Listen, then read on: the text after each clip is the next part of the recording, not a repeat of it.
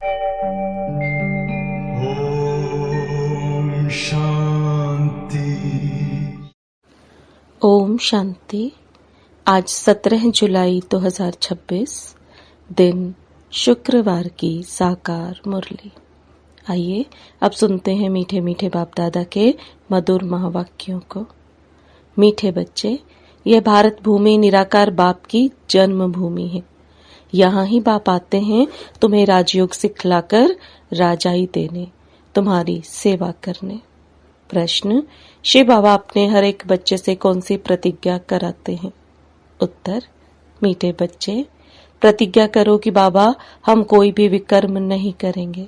5 विकारों का हम दान देते हैं, अंदर में डर रहना चाहिए। अगर हम दान देकर फिर वापस लेंगे तो बहुत पाप बन जाएगा, जिसकी कड़ी सजा खानी पड़ेगी।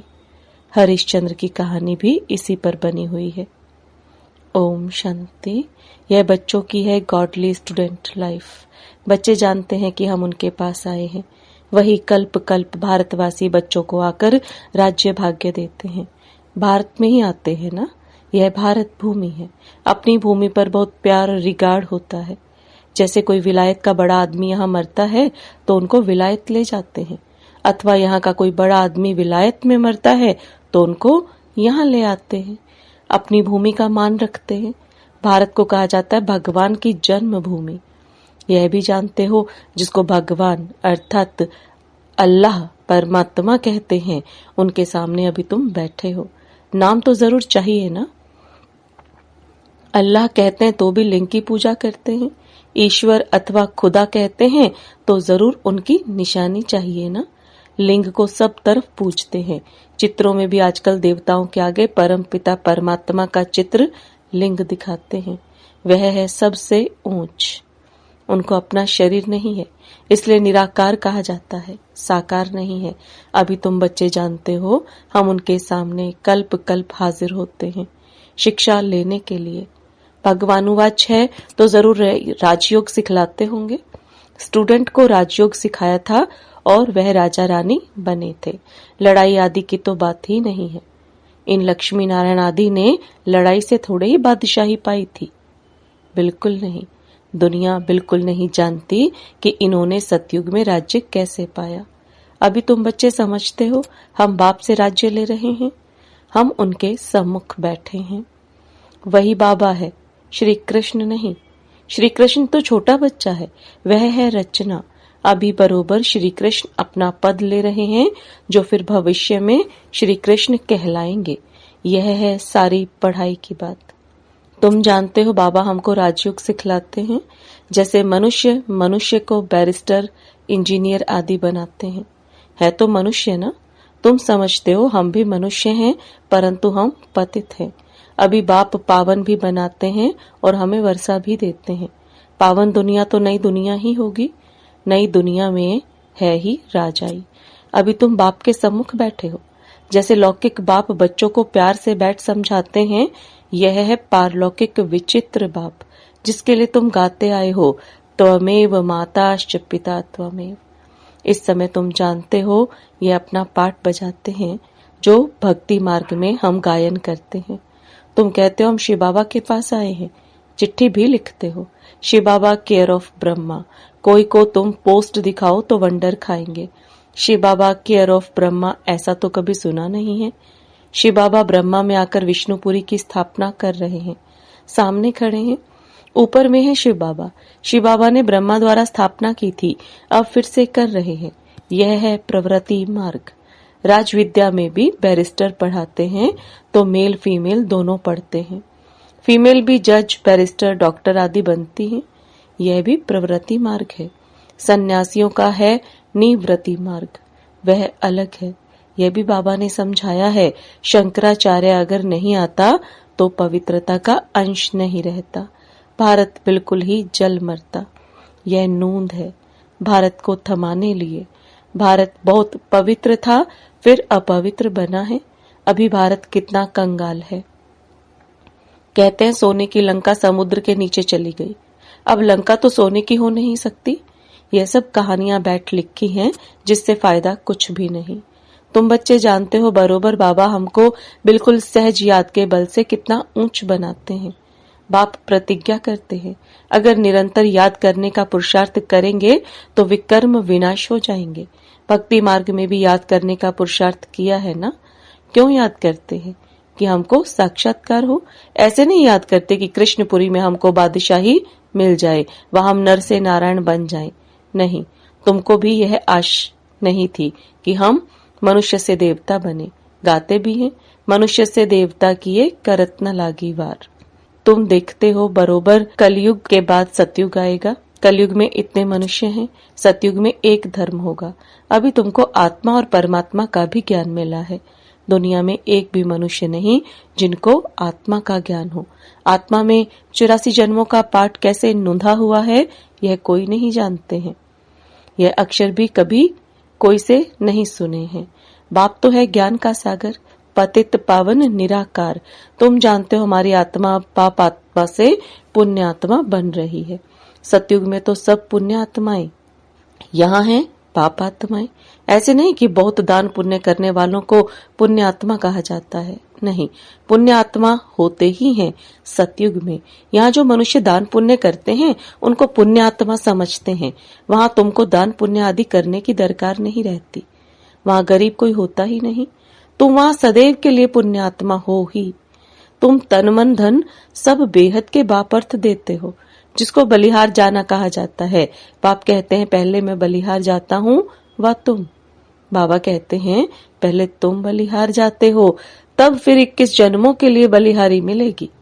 यह बातें अभी तुम अच्छी रीति समझते हो, डायरेक्ट सुनते हो। घर में रहते हो तो वहां मुरली आती है, दूर से सुनते हो। अभी तो बाप के सम्मुख बैठे हो। बाप कहते हैं बच्चों मैं तुम्हारा बाप भी हूँ। यहाँ अंधश्रद्धा की कोई बात नहीं। बाप भी है, टीचर भी है। बाप का बनने से वह शिक्षा देते हैं। तुम्हारी बुद्धि में अब सारा ज्ञान है। 84 का चक्र भी तुमको समझाया जाता है। जो 84 जन्म लेने वाले नहीं होंगे वह समझेंगे नहीं। तुम समझते हो बरोबर। हम 84 का चक्र लगाकर अब वापस जाते हैं। बाप कहते हैं तुम आत्मा अशरीरी आई थी, फिर अशरीरी होकर वापस जाना है। तुम पवित्र आत्माएं होकर जाती हो। पवित्र बनने के लिए तुम पुरुषार्थ कर रहे हो। योग बल अर्थात याद बल से तुम पवित्र बन जाएंगे। योग अक्षर शास्त्रों का है, राइट अक्षर है याद। स्त्री को पति की अथवा पुरुष को पत्नी की याद रहती है ना। योग का अर्थ ही है याद। बाप भी कहते हैं माँ में कम याद करो और संग बुद्धि योग तोड़, मुझ अपने बाप के साथ बुद्धि योग जोड़ो। याद करो, जितना याद करेंगे उतना तुम्हारे विकर्म विनाश होंगे। बरोबर भारत को कल्प कल्प वर्षा मिलता है। शिव जयंती भी मशहूर है। जैसे बुद्ध क्राइस्ट आदि की जयंती है, वैसे निराकार शिव की जयंती है। वह ऊंच ते ऊंच हो गया। कृष्ण जयंती भी मशहूर है, परंतु वह क्या आकर करते हैं यह किसी को भी पता नहीं है। श्री कृष्ण सतयुग का प्रिंस था। जरूर उनको कोई ने ऐसा कर्म सिखाया होगा जो सतयुग का प्रिंस बना है। छोटा बच्चा तो पवित्र ही है, वहां विकार की बात नहीं होती। बच्चा शुद्ध रहता है। भगवान तो एक ही निराकार है, गॉड इज वन। बाकी सारी है रचना। रचना से कभी रचना को वर्षा नहीं मिल सकता। वर्षा बाप से मिलेगा। भाई को भाई से वर्षा नहीं मिल सकता। तुम सब भाई भाई हो, ब्रदरहुड कहते हैं ना। बाप तो एक ही है, वर्षा बाप से मिलेगा। सर्व भाइयों का सदगति दाता एक बाप है। सभी आत्माओं को बाप से वर्षा मिल रहा है। बाप कहते हैं मैं आत्माओं को आकर पढ़ाता हूँ, आत्माओं को सदगति देता हूँ। बाप बैठ राजयोग सिखलाते हैं। इस पढ़ाई का पद तुमको यहाँ नहीं पाना है। वह बैरिस्टर आदि इस जन्म में बनते हैं, फिर दूसरा जन्म लेकर फिर से पढ़ेंगे। तुम जानते हो इस पढ़ाई से हम 21 जन्म के लिए प्रारब्ध पाते हैं। वहाँ सतयुग में डॉक्टर आदि होते नहीं, वहाँ बीमारी ही नहीं होती। वहाँ तुम गर्भ महल में रहते हो, यहाँ गर्भ जेल में रहते हो, जहाँ बहुत सजाएं मिलती हैं। तुम पुकारते हैं इस जेल से बाहर निकालो। हम फिर कोई भूल नहीं करेंगे, धर्मराज से प्रतिज्ञा करते हैं। यहाँ तुमको शिव बाबा से प्रतिज्ञा करनी है। बाबा हम कभी विकर्म नहीं करेंगे, 5 विकार हम आपको दे देते हैं। यह भी बाप जानते हैं कि विकार कोई ऐसे फट से नहीं छूटेंगे। अंदर डर रहना चाहिए, हम विकारों का दान देकर फिर लेंगे तो बड़ा पाप हो जाएगा। जैसे राजा हरिश्चंद्र का मिसाल है। बाप जानते हैं ऐसे नहीं कि 5 विकार झट से छूट जाते हैं, नहीं, टाइम लगता है। तुम्हारी कर्मातीत अवस्था होगी तब लड़ाई लगेगी। ये 5 विकार हैं बड़े दुश्मन। उसमें भी मुख्य एक है देह अभिमान। उसका दान देना कितना मुश्किल है। घड़ी घड़ी बाप कहते हैं अपने को आत्मा समझ, मुझ बाप को याद करो, परंतु यह होता नहीं है। देह अभिमानी बनने से फिर काम की चोट लगती है। देह अभिमान सबसे तीखा है। देही अभिमानी बनने की मेहनत है। मुख्य देह अभिमान आने से ही पाप हुए हैं। 5 विकार दान में देना पड़े, इसमें समय लगता है। साजन बिगर सजनिया तो जा ना सके। पहले साजन को जाना है, फिर सजनिया।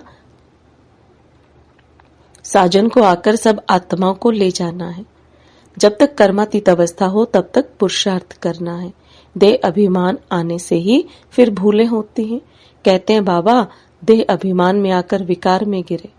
तूफान तो बहुत आएंगे, विकार का संकल्प आए, परंतु कर्मेंद्रियों से कभी कोई पाप नहीं करना। माया को जीतने के लिए कितनी मेहनत करनी पड़ती है। बाप कहते हैं अगर शादी की हुई है तो पवित्र रहकर दिखाओ तो सन्यासी भी देखेंगे। तुमको आमदनी देखो कितनी भारी है, पवित्र रह दिखाया तो बहुत ऊंच पद पाएंगे। तुम पर तो सब कुर्बान जाएंगे। बाबा भी महिमा करते हैं भल पवित्र भी रहें, परंतु फिर भी योग भी चाहिए। योग में ही घड़ी घड़ी विघ्न पड़ते हैं, देह अभिमान आ जाता है। पवित्र रहते हैं सो तो ठीक, पवित्रता से ही पवित्र दुनिया में वर्षा पाएंगे, परंतु फिर माया भी जोर रखेगी। माया बहुत वार करती है। बाप समझाते हैं सब होगा, बहादुरी दिखलाते हैं, परंतु साथ साथ निरंतर याद भी रहे तभी विकर्म विनाश होंगे। रुस्तम जो बनते हैं उनको माया भी बहुत सताती है। याद में मुश्किल रह सकते हैं, जो रह सकते हैं उनसे अनुभव पूछना चाहिए। क्या समझते हैं, कैसे रहते हैं। याद में रहने से विकर्म विनाश होंगे, यह बात ही बिल्कुल न्यारी नई है। यहाँ बैठे तो नशा चढ़ा हुआ है। यह भी समझते हैं भगवान एक ही निराकार है, ना कि कृष्ण। वास्तव में श्री कृष्ण के लिए शास्त्रों में बातें लिख दी हैं। ओखली से बांधा, यह किया, वह कोई बातें हैं नहीं। यह भी उनकी ग्लानि करते हैं, इंसल्ट करते हैं। श्री कृष्ण में तो कोई भी अवगुण नहीं था। चंचलता करना यह भी एक अवगुण है ना। श्री कृष्ण तो बिल्कुल ही मर्यादा पुरुषोत्तम है। उनकी महिमा गाते हैं सर्वगुण संपन्न। गाया जाता है गुरुर ब्रह्मा गुरुर विष्णु। बोलो गुरु तो हमारा है नहीं। हम इनको ना तो गुरु ना ईश्वर मानते हैं। पतित पावन तो एक ही निराकार है ना। साकार गुरु कोई पतित पावन हो ना सके। इस समय तुम परम पिता परमात्मा की सारी जीवन कहानी को जानते हो। 5000 वर्ष में शिव बाबा का क्या पाठ बचता है यह तुम जानते हो, बाप द्वारा। नॉलेजफुल तो बाप है ना। सुख शांति आनंद का सागर, यह महिमा उनकी है। बाप के पास खजाना है तो जरूर बच्चों को भी देते होंगे ना। अच्छा, मीठे मीठे सिकिलदे बच्चों प्रति माता पिता बाप दादा का याद प्यार और गुड मॉर्निंग। रूहानी बाप की रूहानी बच्चों को नमस्ते। रूहानी बच्चों की रूहानी बाप दादा को याद प्यार, गुड मॉर्निंग और नमस्ते। धारणा के लिए मुख्य सार। कर्मातीत अवस्था को प्राप्त करने के लिए इन कर्मेंद्रियों से कोई भी भूल नहीं करनी है। पवित्र रहने के साथ साथ याद में भी मजबूत होना है।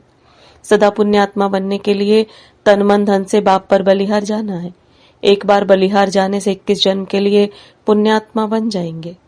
वरदान, सहज योग को नेचर और नेचुरल बनाने वाले हर सब्जेक्ट में परफेक्ट भव।